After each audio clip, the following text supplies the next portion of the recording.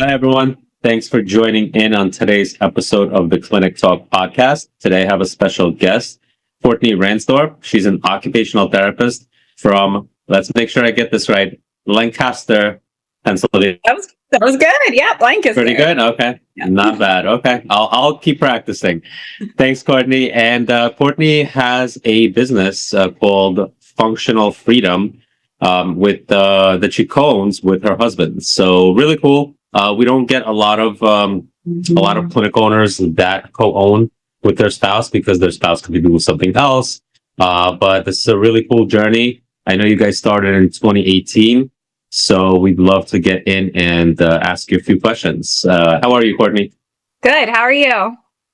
Good. Thank you. Just it's cold out today, I'm sure, for you too. We've been getting a lot of freezing weather, but we'll make it out. That's right. Hopefully spring is around the corner. So thanks, Kourtney, for joining again. And so I'll start with asking you just to give us a little story on yourself. What made you choose to be an occupational therapist? And let's start from there.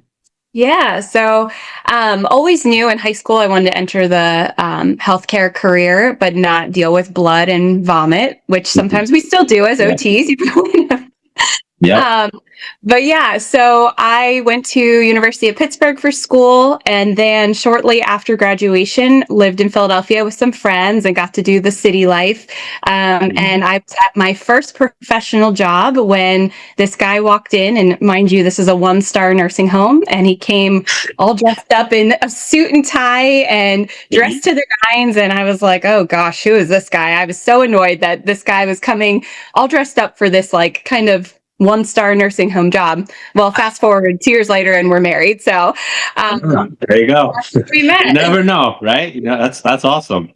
To find love in a nursing home. There you go. So yeah, Justin and I have never known anything but working together. As you probably know, he's a diamond in the rough being a male OT. That's so rare. I think I graduated with one in my class. Yeah. Well, we graduated with, I believe, 5. Including myself. Yeah. So, but that's in New York City, so not a lot. That was out of a group of 32. Okay. So still very small. Yeah. That's right. Yeah. So we were working in that nursing home together, dating at the same time. And, as we progressed in our relationship, we moved on to traveling therapy. And so we became very versed to different settings, still doing the same job of being OTs in long-term care, short-term rehab. But we got to see a lot of settings quickly and what they did well and what they didn't do well. And then, of course, drinks after work, we got to cross-compare what we thought and what we were seeing. It opened our eyes quickly to what we liked about certain areas that we worked in and what we didn't. And those conversations, we always said we should have had a podcast back then called Drinks After Work, because we would just be venting or like problem solving. And Yeah, no, that's great. That's great. I love that. Yeah. It's not too late. It's not too late. Too much. I don't know if you still do drinks after work, but yeah. All right. Awesome. So cool. And so from that point on, so what was the kind of spark for like an actual business journey? The catalyst. Yeah. So it was that constant reminder of, man, we could do this better. We've seen so many settings, and although they can be different, when you work for a big company, it all turns out to be the same. Even if it's a new company that promises you the world, and it all would boil down to being a very similar experience. And so after we got married, we were like, you know what, this is something we could do together. We're both OTs. We balance each other super well, that he loves to go market and network. I love the behind the scenes things. And so it was kind of like a pipeline dream for a while. And it wasn't until we actually, I was pregnant. I was about a few weeks out from delivery, and my contract ended, and I was going to have to reapply for my same job. And we were just like, okay, I think this is the push we need, that now or never. Let's do it. Let's not go into, being a mom and dad of this world where we're working so hard and PTO is hard to get. And, you're flexing, you're working on a Sunday to take off during the week, this game that a lot of us are in when they work for a bigger company. So we kind of jumped all into parenthood and business owning in the same year. And we never looked back, really. I remember having a Love that. newborn, figuring out the Medicare thing and networking with you and adding Hello Note. And, it kind of all runs together of parenthood and business owning starting together. I love that. Thanks for sharing that, Courtney. And you know what? I love that you share that, because to so many therapists that want to start a business or something like that, they just want to venture off and they're tired of the productivity, which is what you were talking about, right? That it's hard to get PTO and you're just a number, right? And then they're putting productivity on you. Yeah. And it's pretty crazy to me because I hear a lot of stories, and you chose to do it at a time where it was pretty chaotic, right? You were pregnant and you were about to start a new life. Yeah. And all of a sudden you're like, you know what? Let's start a business. Instead of taking the safety net of saying, you know what, you have yes, your contract was over, but I'm sure you could have got into another nursing. They're always looking, right? And especially in your area, there's a lot of nursing homes, a lot of outpatient practices that you could have potentially joined, but you chose the route of more chaos. Yeah. So I commend you for that. Yeah. In a weird way, though, it was chaos, but it was also safety, because I was never going to lose a contract again if I worked for myself, right? That gut punch, find out that your company, is changing again or doing a giant shift. I never wanted to go through that again, because that is so hard when you're putting food on the table. I would rather get the grind of doing it myself than relying on someone else. Exactly. And that's well said. You'd rather do it yourself because it's more rewardful that you do it yourself. And you get to control the dynamics, right? And especially now, fast forward, what are we, 8 years in Allison's to that? So 8 years in, and and you're still doing it, right? You don't have any regrets. You said you haven't looked back ever since. I would never say it was easy, but you learn as you go, and you mold and let yourself change, and what the businesses change, which I'm sure we'll get into through the years. But yeah, it's something I would never want. I would do it all over again. And Justin and I say our only regret is not doing it earlier. I mean, I think we were about 5-6 years into being OTs. And now I'm like, hey, if you have that passion right out of school, do it. I mean, I didn't even have that passion. I think I was the weak link in my group business management class at OT school, because I was like, I'm never going to own a business. But it's, and look where you are now, right? Yeah, it's cool to see people that have that spark from the beginning do it. Yeah. No, I love that. And I actually go to schools and I present on that. Like I like to speak to students and just see where their mindset is. Like, where are you thinking you'll ever have a business? Do you have anyone in your family that has a business? And it's surprising. Some people just never want to touch a business. They're like, that's not for me. Right. Yeah. And then you follow up with them later and they're like, you know what? I remember you generated a spark. And you know what? Yeah. I realize now after school that I don't want to work for somebody else. Because when you're a student, everything is rainbows and butterflies. Absolutely. You'll get a job, good paying job and all that benefits. But then unfortunately, burnout is real.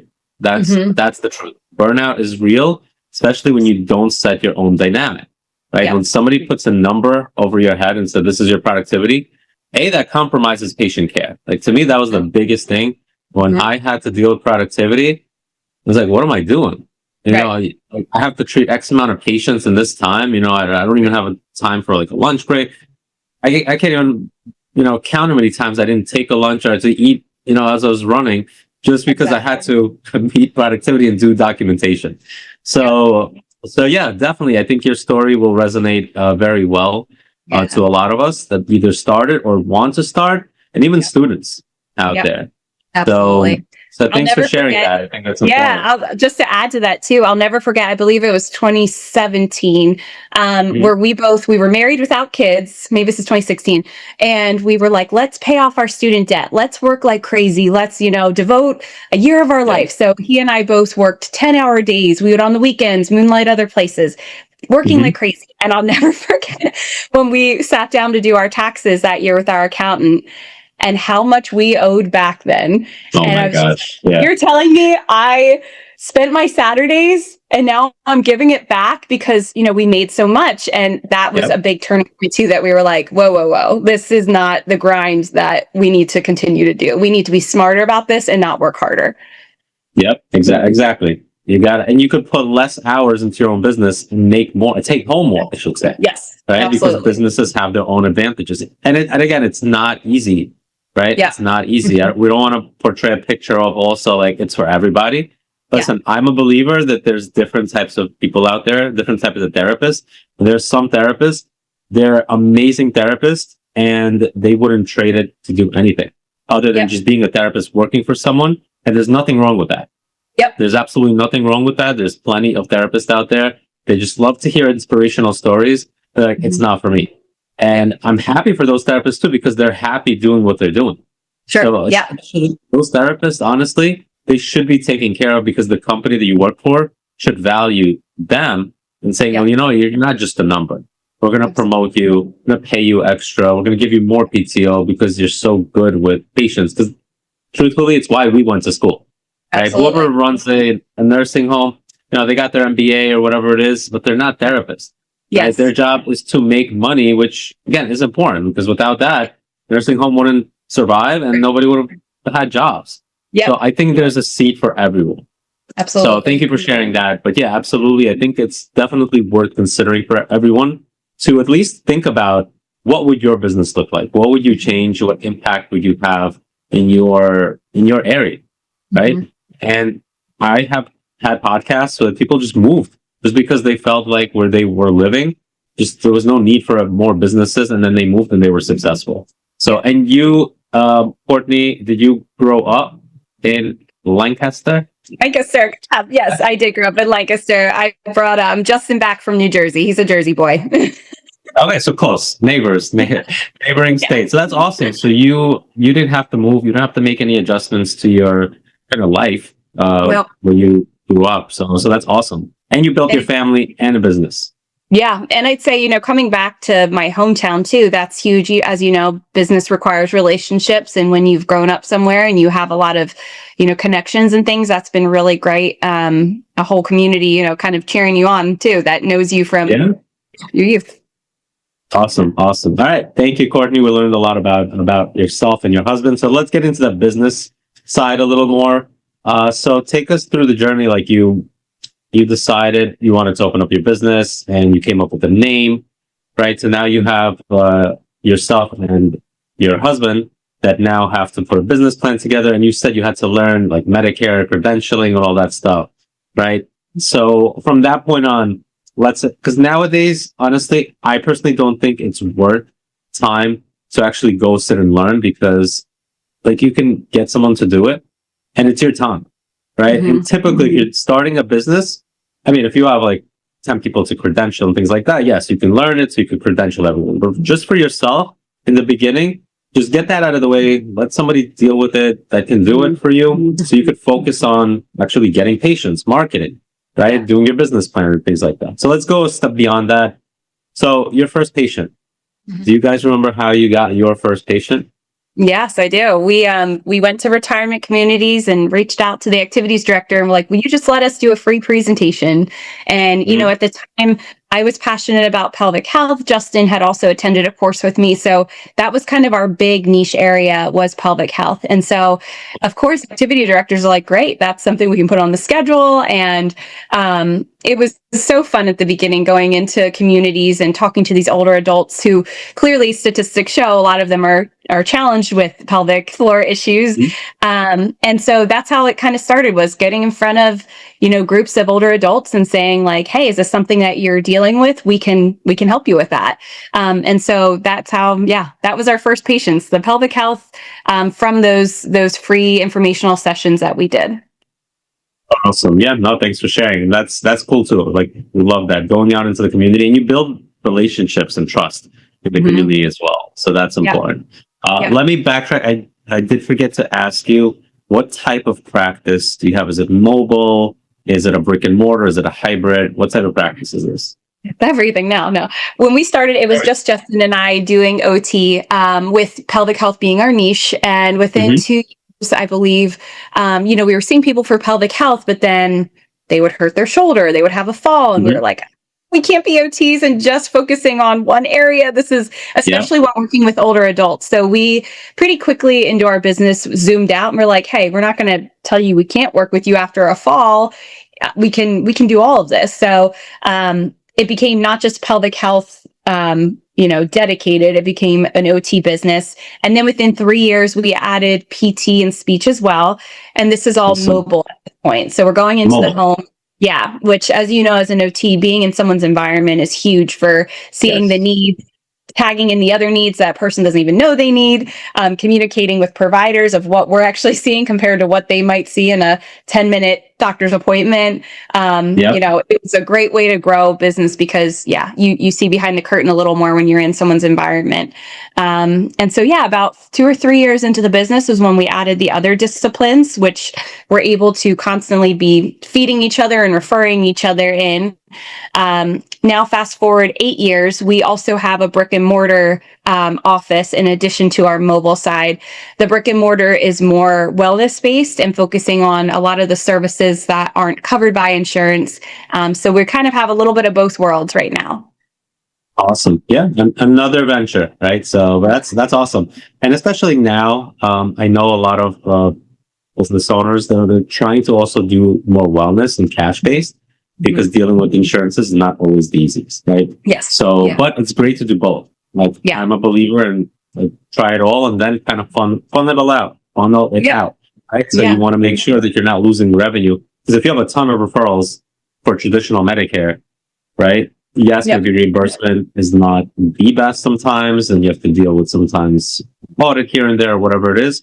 But at the end of the day, it's still revenue and you could still make it work. So, but again, that's a business decision. So right now you're still taking Medicare, right? It's Medicare.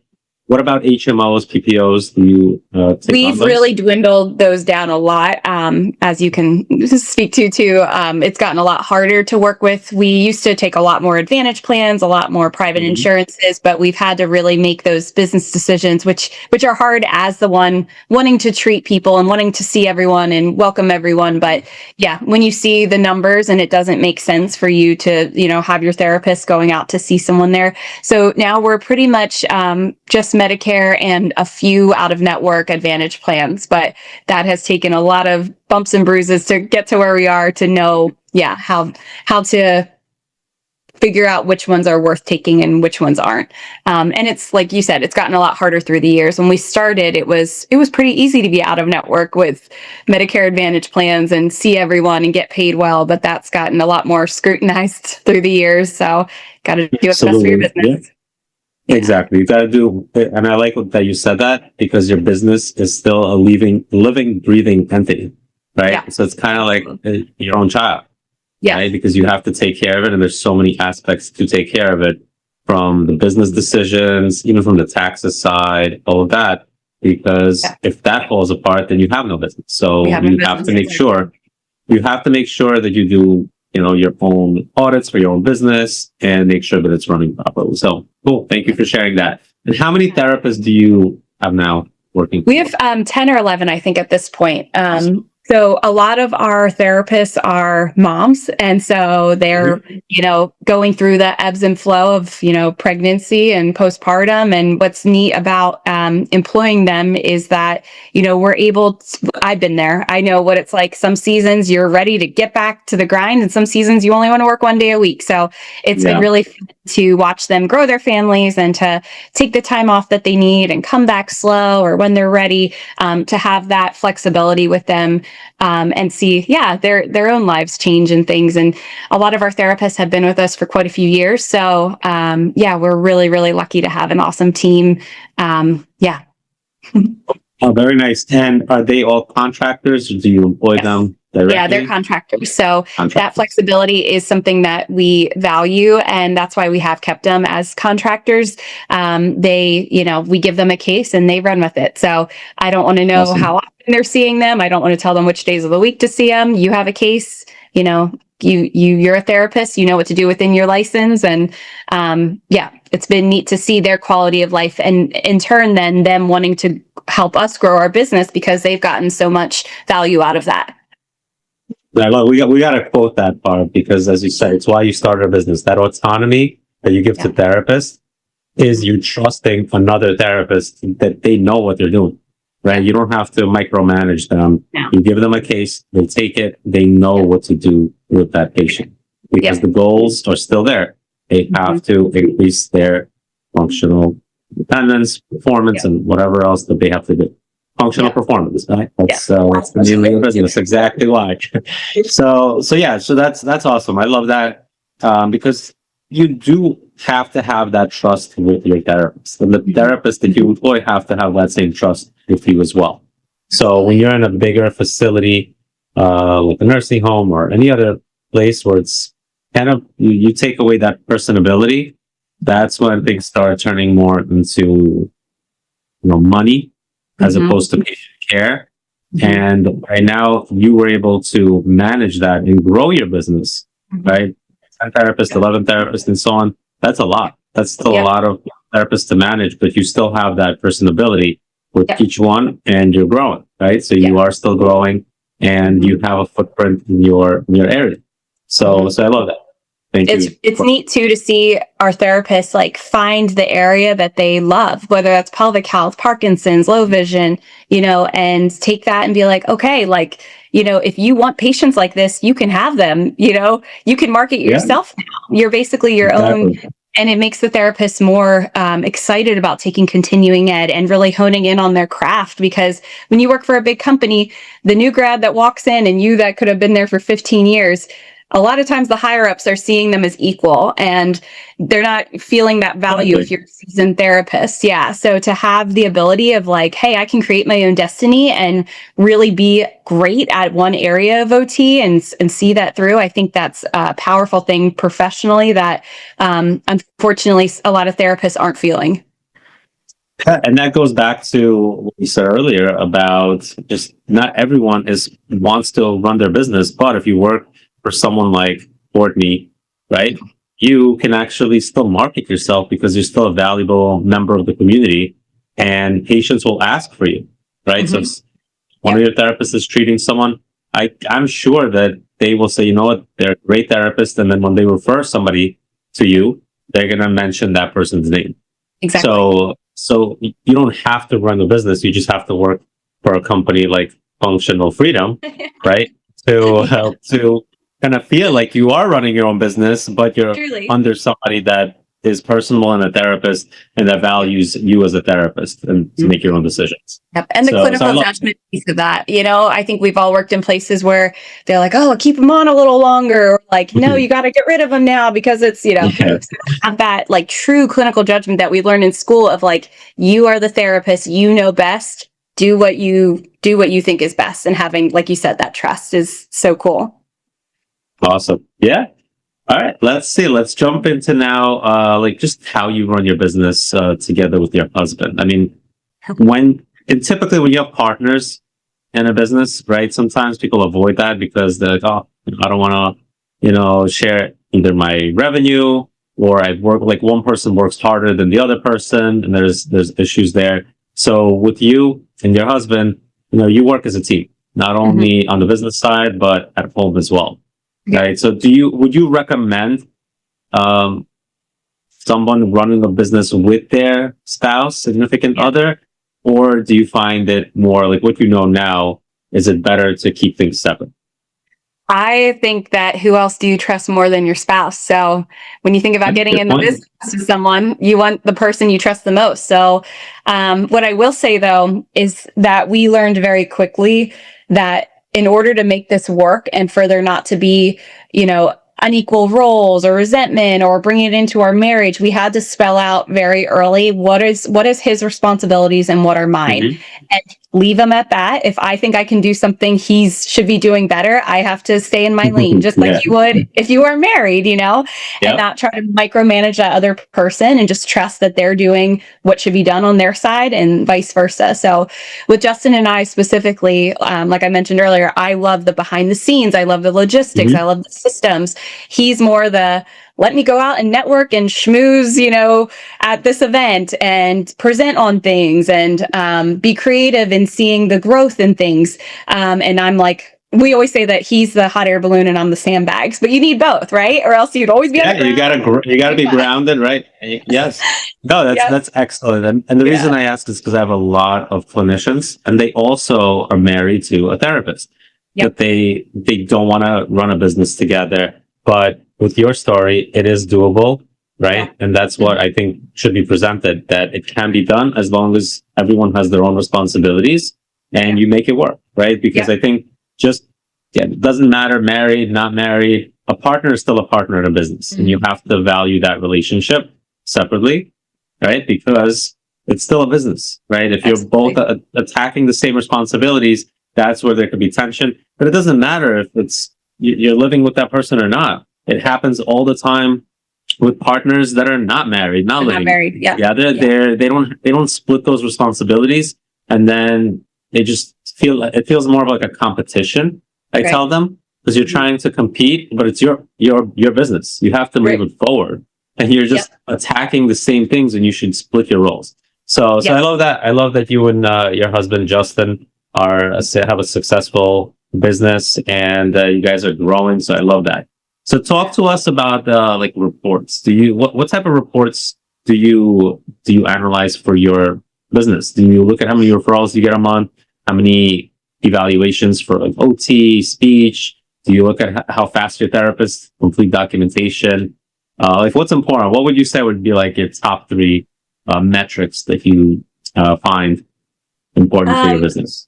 Yeah, I'd say as far as referrals, we don't harp too much on that because they do come so organically now that on our insurance side, we're doing very little marketing or like push. We have just consistent referrals coming in, which is a great thing when it comes to not spending money on marketing and things. But of course, we're making sure that the number of visits stay under a certain level. That's something that we know could open up a can of worms to auditing as you get to a longer plan of care. So our therapists are pretty dialed in, though, that they know, once we get to a certain number of visits, we might want to look to discharge, maybe pass them to another discipline that they could benefit from and then come back. Because anyone that works with older adults probably knows that when you form those relationships, sometimes they can not necessarily that they need you for therapy, but they love you coming in. So having those conversations of you need to fly now, you're good. You need to go and fly and let go of the hand holding. Yes, exactly. So that is something that we're looking at, how many visits within a plan of care. Sometimes there's, we're looking at the balance between OT and PT and seeing those big needs. But I would say our therapists have gotten very good at, knowing when they should tag in the other discipline, even speech, from a cog component. There are times where OT kind of maxes out, but maybe speech can help facilitate, some cog strategies that might take them to the next level. So that is something we're looking at quite a bit. Oh, very cool. All right, awesome. So lots of stuff here. This is great. And just to kind of finish this off, what are your plans for the future? Are you looking to take functional freedom and open up another location or a franchise model, or are you guys good where you are and you just want to keep growing your brick and mortar and your mobile practice? Yeah, I'd say that right now, our passion is more on the wellness side of our business, and that could maybe change if the healthcare reform and reimbursement changes. But obviously, we see an ease that comes with the wellness side of our business that we're not seeing as much in the insurance side. So if I could, have any wish I wanted, if the insurance side became easier and access became easier and reimbursement became what it used to be, I think I could be equally passionate about growing that side as well. But I think given the current climate and what we're seeing, produce the most fruit, our efforts and things are into growing the wellness side, but which also complements, the insurance side, because not everyone can afford out-of-pocket wellness services. So there are times where in someone's life, they might need those wellness services and they might need the insurance side. So I think just really dialing in and making it the most ease where we can have the most quality of life at home as well. That's my current goal, which is so different. I think if you would have asked me any other year, I would have been like, growth, And now I'm like, let's just settle. I just want, I'm good with where we are now and just getting all those systems to be optimized and seeing the consistency. And yeah, that's kind of where I'm at now. Yeah, that's great. That's a great answer. Very powerful. Very Yeah. powerful also because it digs into if you want to help everybody, but you have to choose what you're more passionate about. And I agree with you with insurances right now. It's tough. Sometimes it's tough because you have to turn away a patient, even though it's someone you know you can help, but you have to turn them away simply because you don't take their insurance or the reimbursement is terrible, right? And it's unfortunate. It's unfortunate, but you have to run a business and you're only you, right? Yeah. I mean, yes, you have other therapists and all of that, but if you're going to just make exceptions for everybody, you wouldn't have a business. And you can see that people, when they, value the quality that they get, and if they want it bad enough, people go and spend $200 on getting their hair done and massages. Exactly. Yep. They will pay if they want that service. And I think that's something I was shocked about. If you would have told me I could have a cash-based side to our business, 8 years ago, I'd been like, yeah, right. Everyone wants to use insurance. It will never happen. But I think it's also just, where we're at right now, that people see that sometimes you do have to dig into your pocket to get the quality you want. It's really neat to see that come to fruition. And the wellness side too, of not just fixing issues, but truly keeping someone well so that issues don't occur, not being reactive. Whole different 100%. mindset. Yes, 100%. And this also is an opportunity for us to say everyone should advocate for their profession, right? For OTs, PTs, speech, you got to advocate.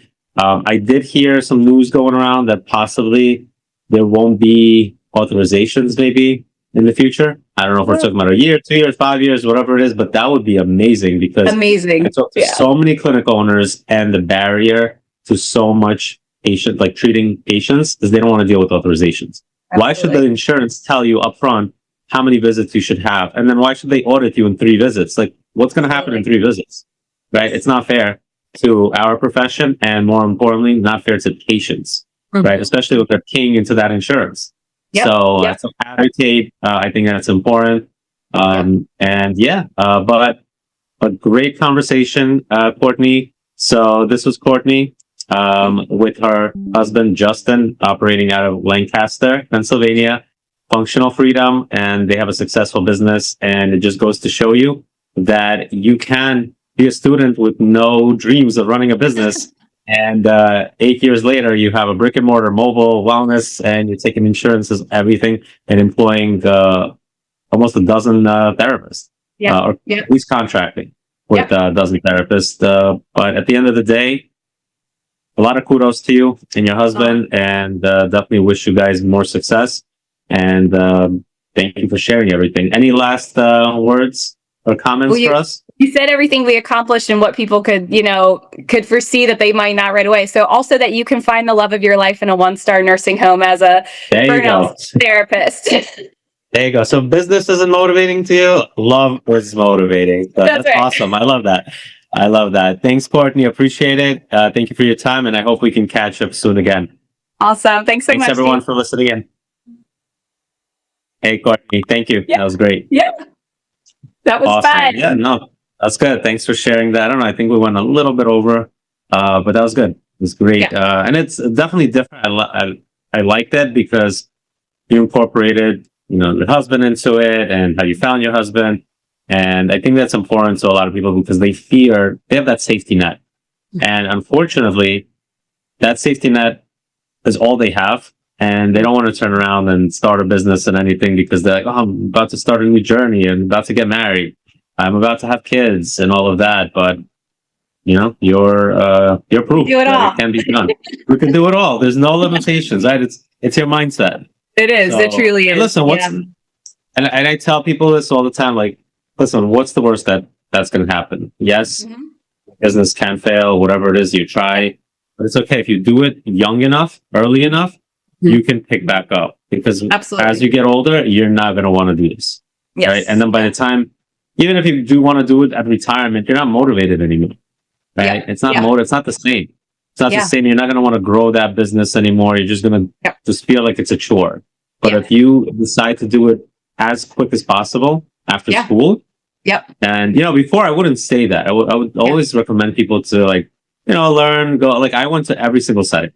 Yeah. I did everything, and Yeah. I, just like you, I had to work weekends. So Yeah. for a babysitter and all of this Yeah. stuff. And it was crazy. It was wild. Mhm. But to me, it was important because I know like different settings.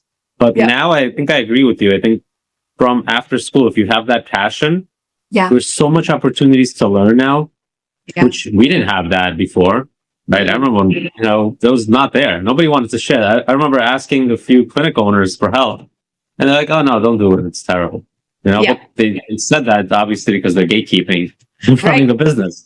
Totally. They want more Yeah. competition. Yeah. But now I do agree. I think if it's the right mindset, then it could absolutely be done after school. Yeah. That's what it's about. Honestly. I don't think you need 5 years of hating your life and wondering why you went into this field to then motivate you. I think that had someone inspired me and kind of given me that hey, you could do this earlier, I think we would have started earlier. So when you have all that energy, it's to your point of not waiting till you're older and it's harder to get that motivation. Mm-hmm. But just see the life you want and see the life you have now. And how do you get there? Do that sooner. No, that's great. This was great. I think it's a great episode. So appreciate it. Next time, we should have Justin, join you or just as own. But that's awesome. No, this is great. So give them, I think we're also backlogged with a few editing and releasing stuff. So if you don't hear back from us, a month, 2 months or something, it's still processing. Okay. So we try to release it on a schedule, so it's not all at once. Mm-hmm. And then we'll send it to you, you'll review and everything. But this was great, and I'm really happy for you. I think thank you. I remember when you guys just signed up. I do remember that. Yeah, and I love success stories. Yeah. Especially yours, because you have a love and a business success story. So that's good. That's excellent. Yeah.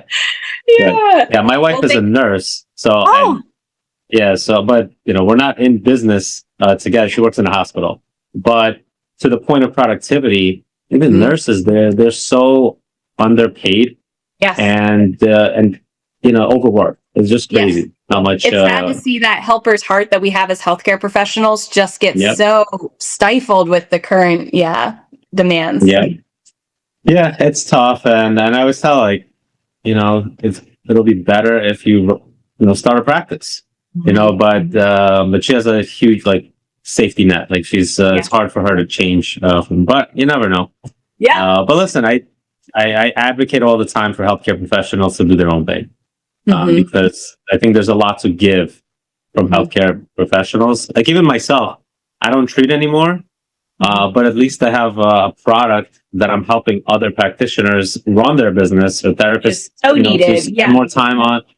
So, but I miss it. I do miss the healthcare side of things. So, we'll see. Well, we're thankful for Hello Note and and I'm sure your clinical expertise is what makes it so user friendly. You've been there. You know what needs to be quick and and I know that our therapists that come from other settings are oh, that's all I have to do for a note. They feel how quick it is. I'm not filling out 20 million red things that I must fill out. Don't even matter. So, No, exactly. And honestly, it used to be where it was my input, because I did so many settings and I did so much research and all that to get the product to where it needs to be. But now I would say we focus more on feedback.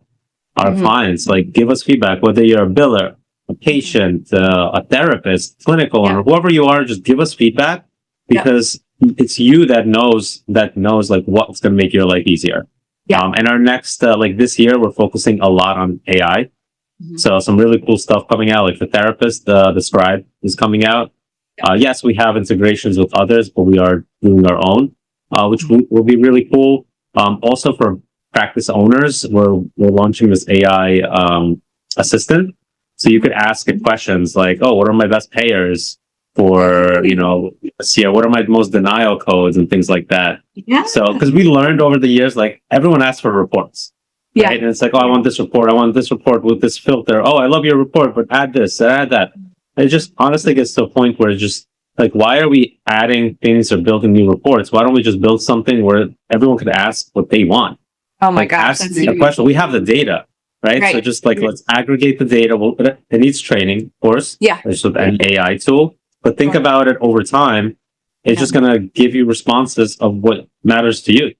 That's right. so huge. Yeah. Yep. I'm So really lots of excited for AI that. stuff. Yeah. No, listen, as a clinical owner, I'll jump on this because again, it's like, what else? It's like, I don't know, with AI, I don't know if you use ChatGPT or anything. Oh yeah, all the time. Do you use it all the time? Yeah. All the When I time. started using it, like, this is insane. You can't go back once you've started. You can see how much more cannot go back. and yeah, it's amazing. Like, right. And then you can ask it anything at all, from like an update to a logo, to optimizing your website, to like taking two Excel files and giving you comparison of your revenue. Like we did that last year. We did that. We took two Excel files and we're like, why was our revenue less in like this quarter when we can't find anything wrong? Because we like looked everywhere, and then it gives it to you. And this isn't a matter of seconds. Yeah. This is insane.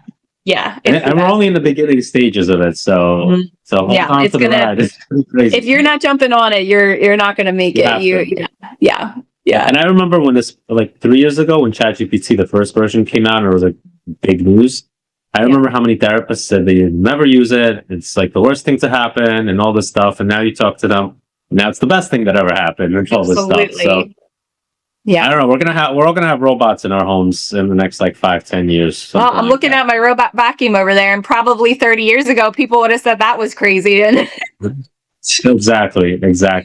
So awesome, Kourtney. I appreciate your time.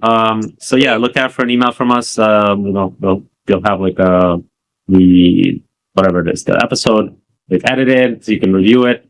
But yeah, I appreciate your time. This was great. So I'm gonna binge the other episodes. Yeah. Yeah, there you go. Reach out at any point, any questions, and looking forward to continue growing together. All right. Awesome. Thank you so much. Awesome. Thanks, Kourtney. Appreciate it. Tell Justin I said hi. I will. Bye. Thanks.